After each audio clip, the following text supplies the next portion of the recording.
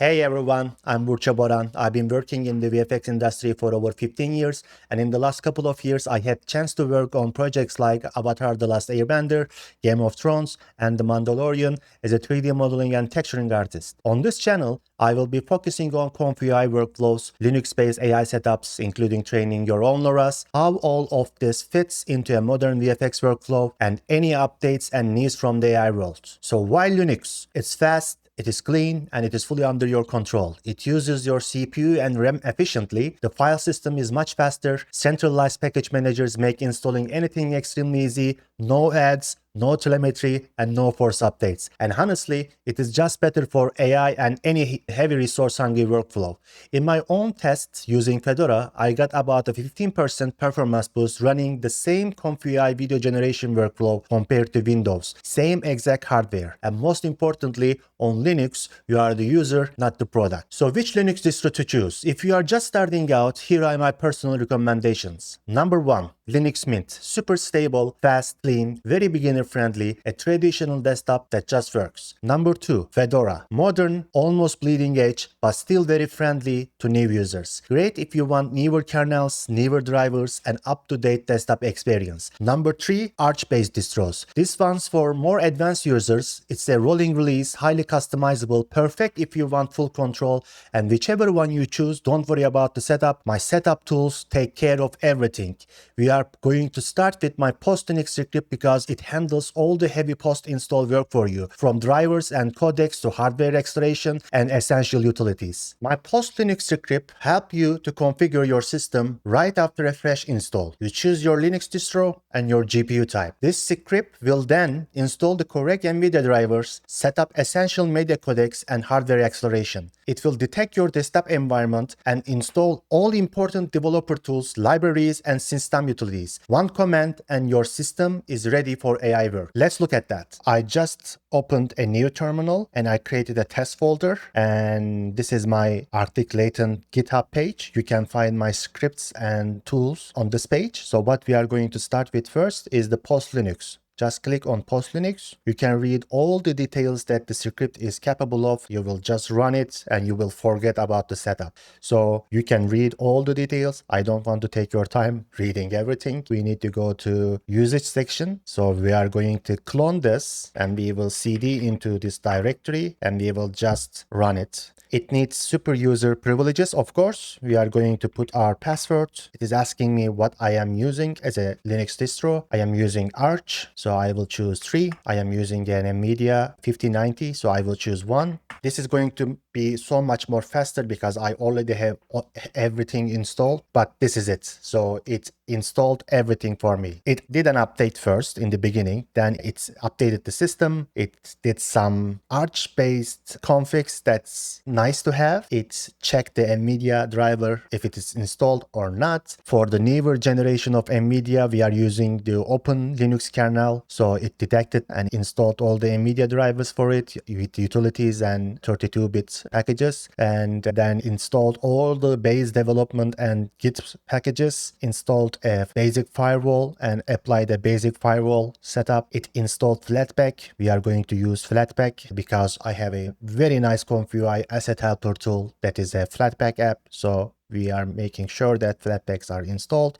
It is installing all the media codecs that's needed for a Linux desktop environment. It detected that I am using Cinnamon desktop, so installed some video players according to that, and also installed FFmpeg thumbnailer, which is a small tool to create thumbnails in your file manager.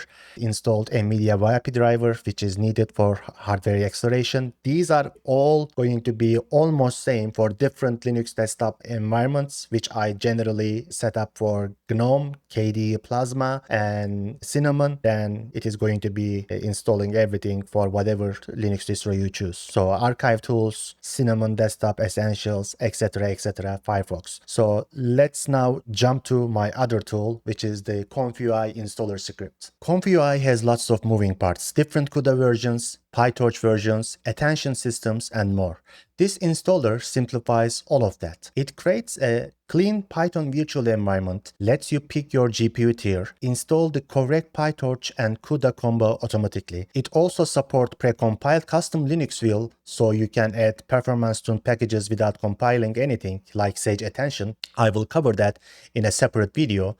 And with a single click, it can install custom LoRa training tools like Flux and other trainers. Plus, it creates useful aliases so you can launch ComfyUI instantly from terminal. Okay, we are on my Linux ComfyUI Installer GitHub page, so you can read all the details. It is distro aware, detects everything for you and install everything in a Python virtual environment, so we are not messing with our own system packages. It is very easy to install, so we will go to installation section, get the command to clone the repo. I am in the test folder that I created, so I will just clone it and cd into it. And I just need to run the shell script like this. It is going to ask me what kind of operation you want to do.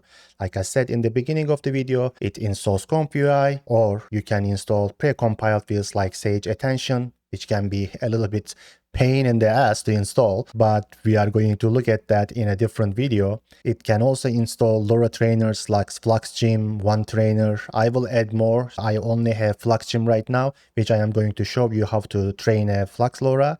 But let's start with installing ComfyUI. So I will select one. This is an Arch-based Linux distro, so I will click 3. And it is asking me for the NVIDIA GPU. I have a 1590 series, so I will select 1. I will put my password. It detected I have an NVIDIA driver, otherwise it was going to give me an error. Of course, we need an NVIDIA driver.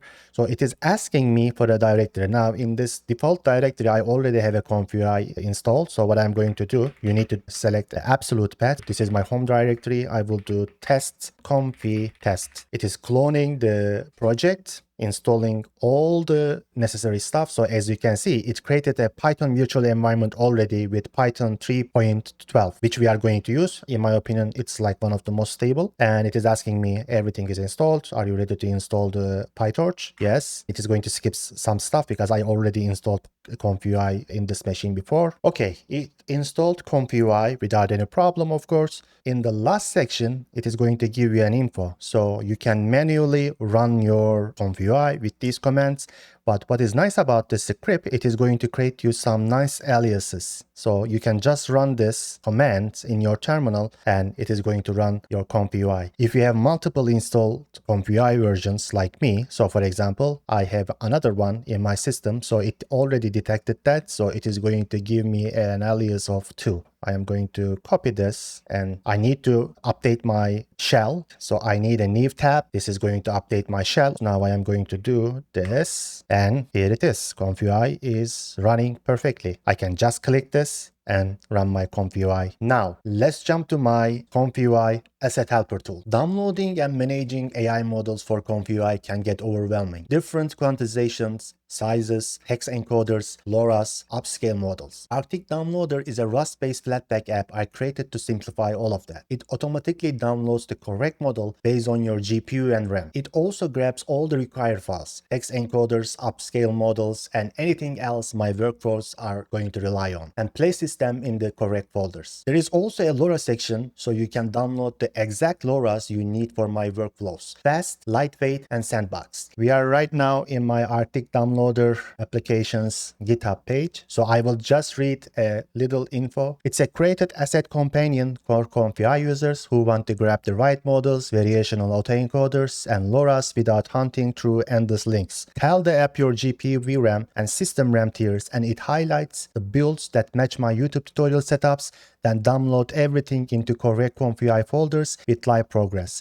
So it is very easy to download this. Just go to the release section, find the Flatpak file, right click, save link as. I am going to download this to my test folder. Then go and find the getting started section. This is the command to install this Flatpak application. So I will just run this. It is going to ask me, this application relies on some dependencies. Of course, almost all Flatpak applications are doing this. So I am relying on some dependencies. I will say yes, and it is installed. So let's run this Arctic Downloader.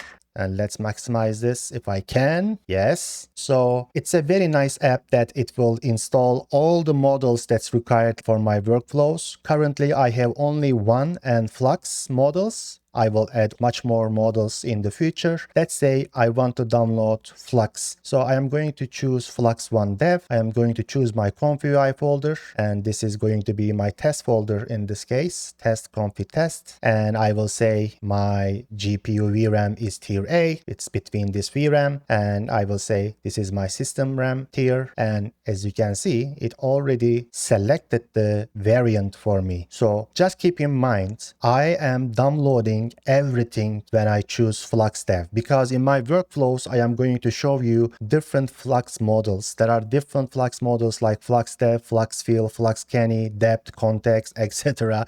They are all doing some cool stuff. They are different stuff, and I don't want you to guys download everything separately. So when you choose Flux dev, it is going to install these ones that you can see. So what is quantization, by the way? So quantization is reducing the precision of the model weight, for example, from 16-bit to 8-bit or 4-bit to decrease its memory usage and speed up the inference.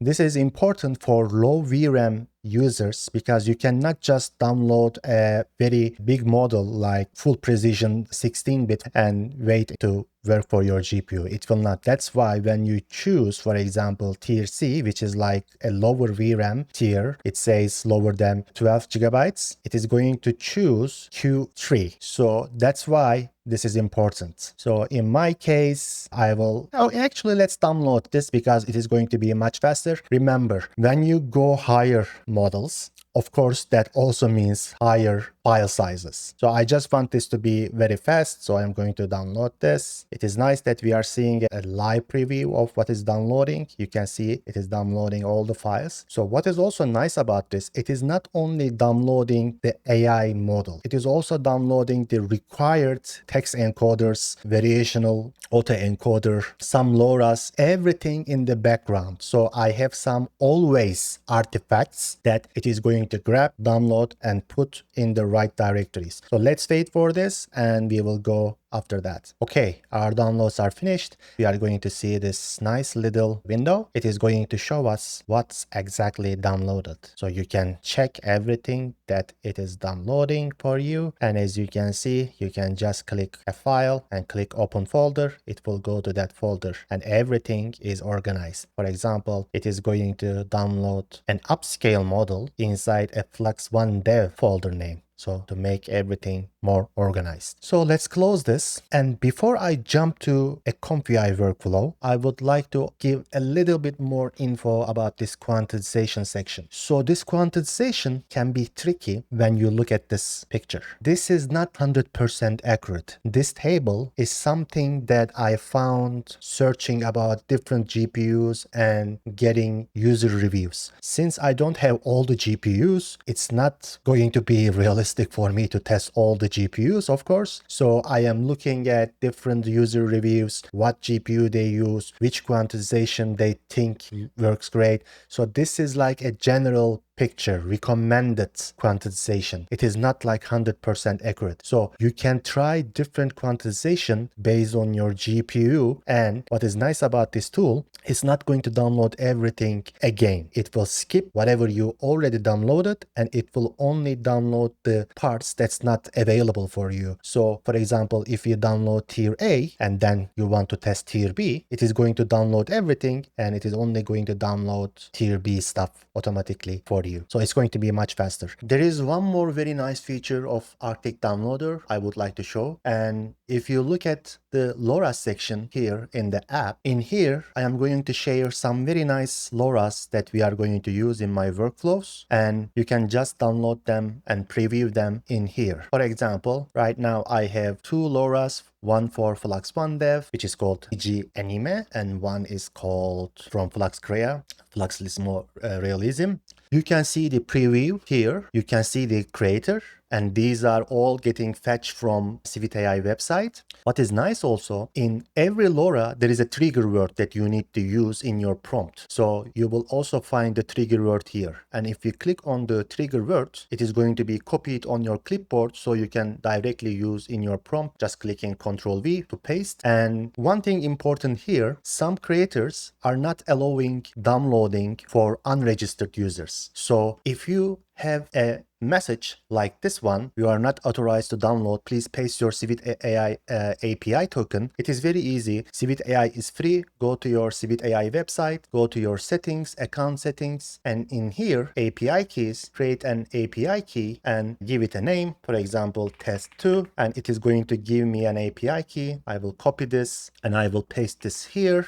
Save token, Civit AI token saved. Now if I click download LoRa, it is going to download LoRa. So this is not going to be the case for all LoRa's. Some creators, they just allow downloading for everyone without registering. But if you get that error, you can just paste your Civit AI API token here and download. As you can see, this LoRa is downloaded. You can open the folder like this, and it is inside my test ComfyUI folder, modules, LoRa's, Flux 1 Crea. I also want to give you how Arctic Downloader app is working, a quick demonstration. So every time you open my app, it is always going to fetch the latest models that I put inside my catalog. So whenever there is an update, you don't need to have an update in the app itself, because every time it is going to fetch this catalog that you can see in my GitHub. It is inside the data folder and it is called catalog. It's a JSON file. So if you can look at here, all the models are here, and these are all hosted in my Arctic Latent HuggingFace repos. So every time there is an update, you open the application, you are always going to get the latest models and you don't need to update anything. Now you use my post-install Linux script, you set up everything for your Linux, then you install ComfyUI with the Linux ComfyUI script, and then you downloaded all the required files, for example, Flux in this case with Arctic Downloader. And now let's jump to ComfyUI and let's generate something. I'm going to create like a penguin mascot, which is the mascot of this channel, and I need a YouTube thumbnail. So first thing first, when you open ComfyUI, we will go to Manager.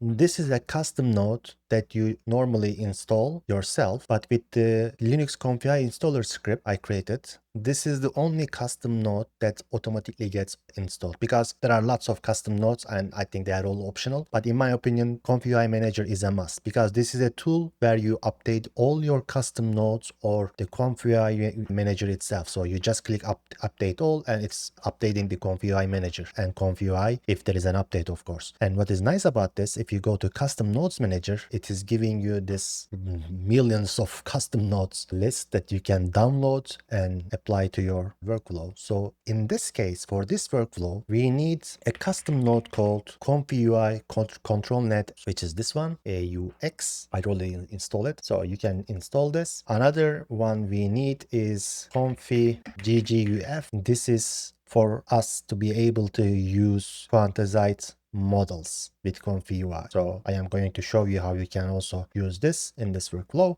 And the other one is going to be Impact Pack. This one, ComfyUI Impact Pack, and also ComfyUI Impact Subpack. So we want these two. When you install this by clicking install, then you will see a restart button here. ComfyUI needs to be restarted, and it's going to restart and it will open and refresh this browser. That's where ComfyUI is running. So let's say we install. There is an option that I like to use. Go to ComfyUI settings, search for node source, and I think this is by default none or hide. Change this to show all. This is a very nice option. This is going to give the name of the node pack that a node in the workflow is using. When I use it, you will see it much better. So let's start with the basic Flux text to image generation. The first thing that we need, I double click, create a node on my viewport, and I'll say load diffusion model, this one. And I am going to choose Flux Dev FP8. This is the one that I downloaded for my GPU, so I am using it. This is the diffusion model, AI model itself. The second thing that I need is the dual clip loader. So the first clip that we need to set is the clip L, which is also downloaded automatically. And the second one is, in this case, I am using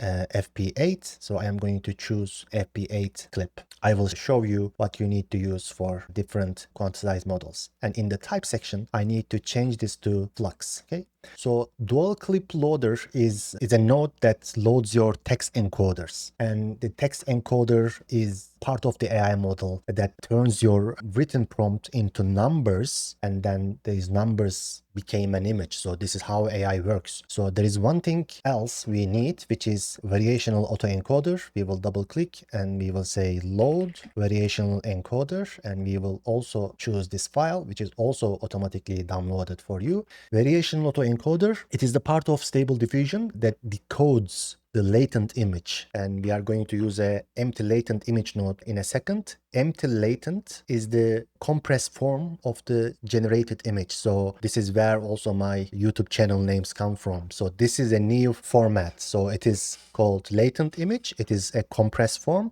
Then we are going to use the variational autoencoder to decode the latent image into an RGB format. So this is also ready. So what I am going to do, first I will create my prompts. So I will go from clip to clip text encode prompt. So what is nice about ComfyUI, when you select like a output and drag and drop your mouse and release it, it is going to be a context sensitive menu which will show you what this clip output can take. As you can see, you are seeing that in the beginning, this is a clip output, and these are the nodes that you can plug that into. So this is going to be my clip text encode prompt, which is going to be my positive prompt. So I like to use a green color. In Flux, we don't need a negative prompt, but because of the key sampler node, which I will show you, we still need a dummy negative prompt. So I will create another clip text encode and I will make this red. Since we are not using it, I can just right click and collapse this like this, or anytime you can expand. And from model, I will go and create a key sampler node. Okay, this is the most important node. So in ComfyUI, the key sampler is the node that performs all the actual image generation loop. This is the brain of the image generation. So I need my positive connected, my negative connected, and for the latent image, so rather than going and looking for empty latent image, which is this one, I can just select this input and release my mouse, and it will show me what I can connect. This is going to be an empty latent image. Okay, and this is going to be the size of the image that we are creating, which I will change in a bit. Now what we need, this latent image. So this is a compressed image right now. We need to decode this. So if you do this, it is going to give you the first option as the variational autoencoder decode. So this is the decoder,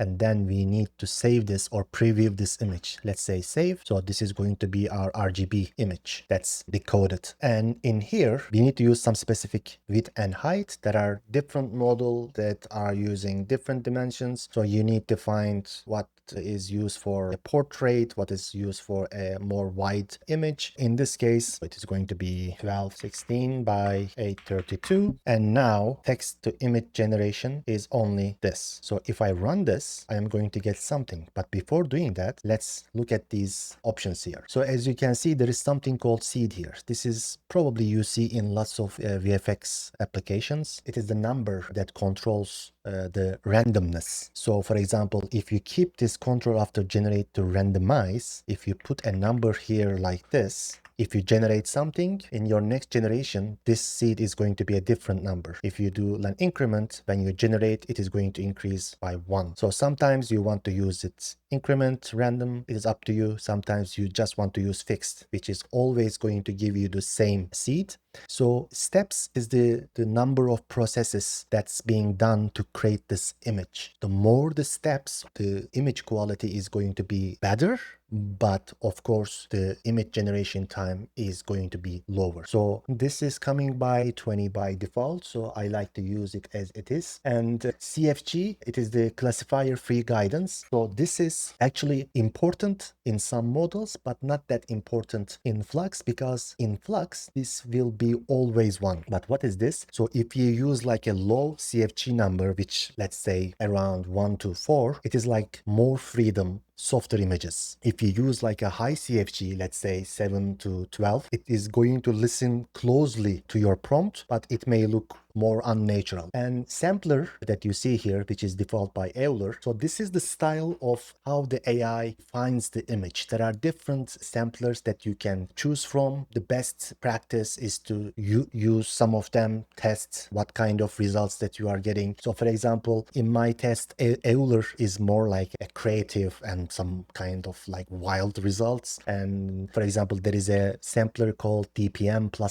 It is giving you like more clean, sharp results, like in my examples that I tried. And there are lots of this is something that you need to change if you want to experiment with the Flux model. So I will keep this as it is for now, and the scheduler itself. Scheduler also, it is how the denoising is removed from the image. So this is going to be simple, and the denoise is going to be 1. So we are doing a text to image generation. That's why we are not going to change denoise. Denoise 1 means it is full generation. Denoise becomes more important when you are doing image to image generation, because for example, if you are doing an image to image generation and let's say you set the denoise to 0.5, then it means that do not get influenced by the image that much and get more freedom when creating the image. But in this case, we want full generation. This is a text to image generation. That's why we want to use denoise of 1. And I am going to ask ChatGPT, which I always do, to create a prompt for me. And I strongly suggest you to use ChatGPT when creating your prompts. Prompt is very important, and you are going to find yourself changing your prompt frequently to get really what you want. And ChatGPT is very helpful to create like very nice prompts, and it is very easy. For example, I will go now to ChatGPT and say something like, I want to create a cyberpunk style penguin using Flux 1 dev model. Give me a prompt for creating a cyberpunk style penguin, full body. I am not showing this, it is just ChatGPT, and I will just show you the prompt it gave me. So this is a very nice prompt and very detailed prompt, as you can see. It says a full body cyberpunk penguin standing confidently in neon lit futuristic environment, blah blah blah blah. So let's now create this. I always forget something. For variational auto encoder decode not to work, of course you need to load your variational auto encoder, which is this one. What is nice about ComfyUI, when you have a problem like that, when you forget something to plug, it will always highlight that node with this red border, which is super cool. Okay, this is cute. This is our first image generation. Now I want to create a character sheet, and I want to use some image poses, and I want to apply those poses into my image generation. In order to do something like that, we need to use something called ControlNet. So let's now create a group for this to make our workflow much more easy to read. I always like to use a group, so I will right click and say add group, and I will call this group text to image, and I will scale this like this, and I can give it a color if I want, like this maybe. Okay, so ControlNet is a way to guide your AI image generation using extra input conditions. So for example, you can use helper images like a skeleton, a pose skeleton, a depth map, a normal map, and you can create your generation by using those maps. They can help you with some conditions. I want to create some poses. So in this case, I am going to use a node called AUX preprocessor. Okay, so there are lots of different preprocessors, as you can see. The one that I would like to use is DW preprocessor. So DW preprocessor, it is used to generate control maps like pose, depth. So this is why I am choosing this. And the resolution here is the height of the image. I like to use the same height that I use here, which is 832. Okay, and I would like to preview this just to show you guys how it looks like. Now I need an input, the image that I like to extract the pose information. For this one, I downloaded a simple image like this from internet, which is this. What is nice about ComfyUI, this is my image viewer. I can just do Control C, and in here I can do load image, and I can select this and do Control V paste. But if you put your image inside ComfyUI input folder, when you do a load image, you will always find it here. So I can just plug this to my image. Now I will run this, but when I run this, ComfyUI is going to run everything, because ComfyUI will always run everything that's visible inside your user interface. There is something that you can do. you can just control select all these nodes and you can right click and say bypass. So these nodes are going to be bypassed, and this is also going to be only the nodes that will run. So let's run this, and it was very fast as you can see, and we have very nice pose. So this is using OpenPose library, and we have this nice skeleton. Now we can use this with a ControlNet model to drive our generation. So in order to do that, the only thing that I need are two nodes. One is apply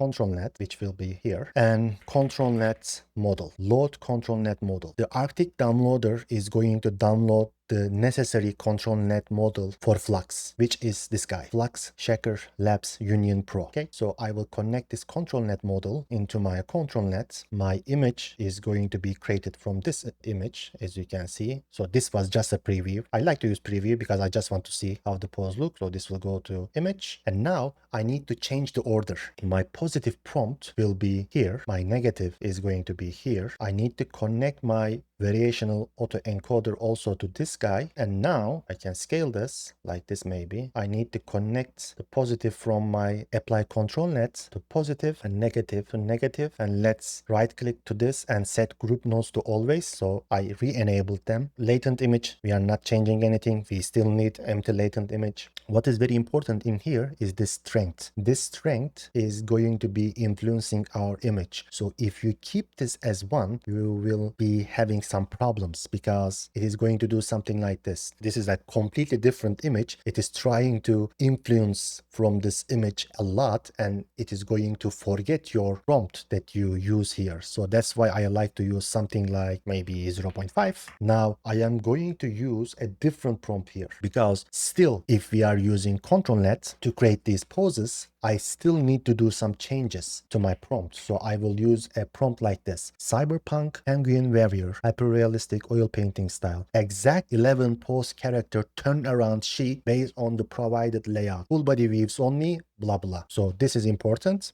Again, I did lots of tests, tried, removed some text from it, added some extra like exact 11 pose, stuff like that to get really what I want. So now our ControlNet is ready. Right click, add a group, and let me create this like this, and I can give this a name, ControlNet, and let's run this. Okay, now we have a very nice penguin that has very nice poses, and as you can see, it is not the same with this one. As you can see, we have some poses that we don't see here, but I can get that with increasing this strength. I just don't want to play with it for the sake of this video, but this is where you need to change the strength if you want to follow the pose. So you need to find the balance. So now this is an image that's low resolution, and if you go to, for example, the details on the face, they are all low resolution. That's why we always use upscale models to upscale our images, because creating a 4K image is going to be almost impossible with the consumer graphics card. That's why image upscalers are very powerful. So what I can do first, I am going to use a node called face detailer.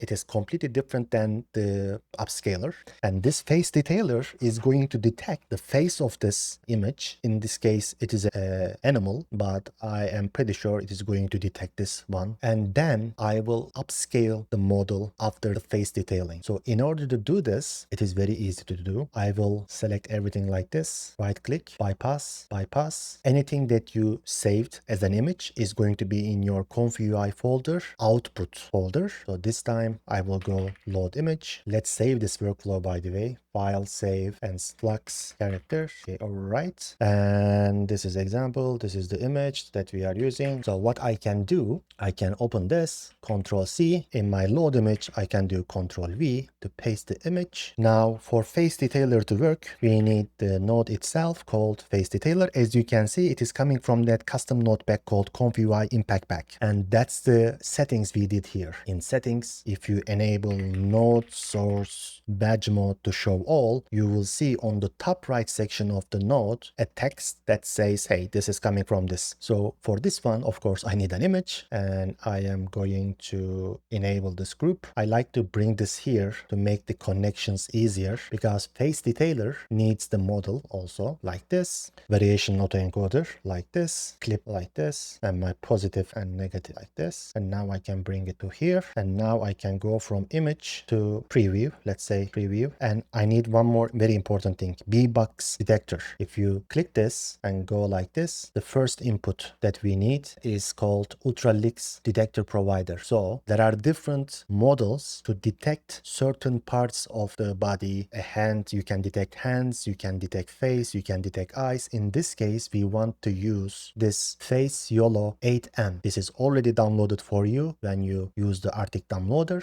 so you can just choose it. And now if I click this and if I run this, this is a new feature. Rather than clicking this run button, I can do a partial execution. If I run this, it will run only this one. As you can see, I had to change some settings here. I just want to show it before changing the options here. Look at the details. It is so much more better. It didn't do anything weirdly, but what I like to do, I always like to use the same seed and same options that I use in my key sampler to be safe. In this case, this seed number fixed. We don't want, like I said, a CFG in Flux. And there is an additional prompt here. It is completely optional. So this is now going to detail the face. And I am not going to run it again because it already did a very nice job. And now let's compare these results. Now look at this face detail plus this one. This is so much more refined. It has like more refined shapes, as you can see in this eye section, and also even in the nose. Even it added some nice features to the head. Yeah, I am very happy with this result. So I can keep this smaller,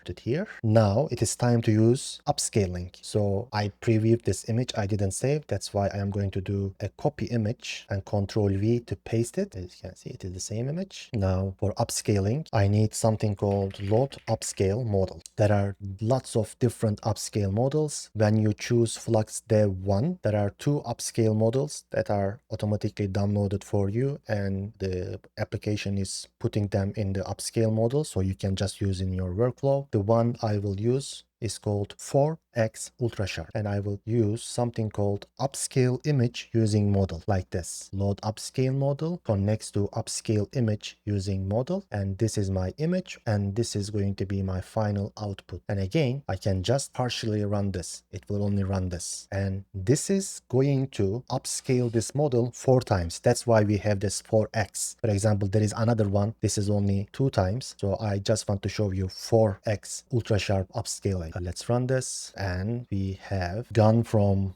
1216 to 4864, and look at all these super nice details. Let's compare. Like, look at that. And I am really happy with this result. I can always do changes, but for the sake of this video, I will stop here. So thank you very much, and let's see you in the next section. Okay, let's say we have a low VRAM and we want to use this workflow. It is very easy to switch the nodes to be able to use GGUF, also known as quantized models. The only thing that we need to change is these two. We are going to change the diffusion model for VRAM purposes, and if we have low RAM, we need to change dual clip loader node. So let's go with the first example. We have a low VRAM. I need to bring this one, unit loader GGUF, and as you can see, I already downloaded a low VRAM model, which is Q3 Flux 1 Dev. I need to use this, and I will just need to plug this into model here, and anything else. For example, my face detailer also needs that model. I also need to connect. I will not connect to this one. I just want to show you this image generation. So this is a lower VRAM model, which will be working on a, I think, 12 gigabyte RAM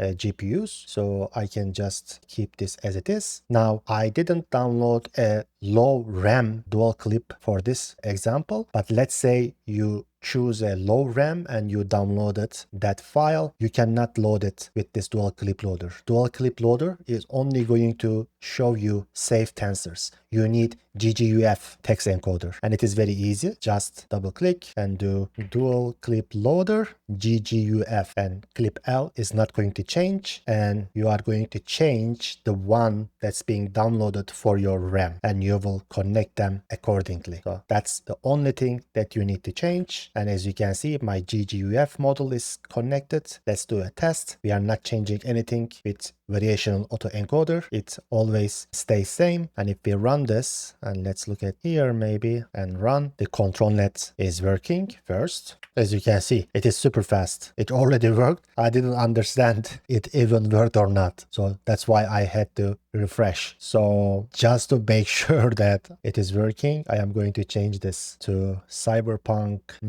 Horse Warrior and run. Okay, now it's working. It's a new generation, of course. The prompt changed and here it is. It's not looking like a horse, but yeah, you need to play with your settings, of course, play with your prompt and the steps. See it, of course, but as you can see, it is just working with that VRAM amount. That's it for our first video, and I hope you enjoyed it. Since this is our very first video on the channel, I kept things a bit shorter. There is a lot of introduction and setup in the beginning. But starting with the next video, we are going to dive much deeper. We will explore Flux in detail, custom LoRa training, in-painting, phase swap workflows, and the full end-to-end pipeline you can actually use in your projects. Let me know in the comments what tutorials or workflows you want to see most in this channel. If you run into any bugs while using my tools or have ideas for new features, drop them in the comments or report them directly on GitHub. If you want to support the channel, you can check out my Patreon. The link is below. And if you want to download this exact workflow, you can join the free Patreon tier as well. Please like the video, subscribe, and stay tuned. Thanks for watching.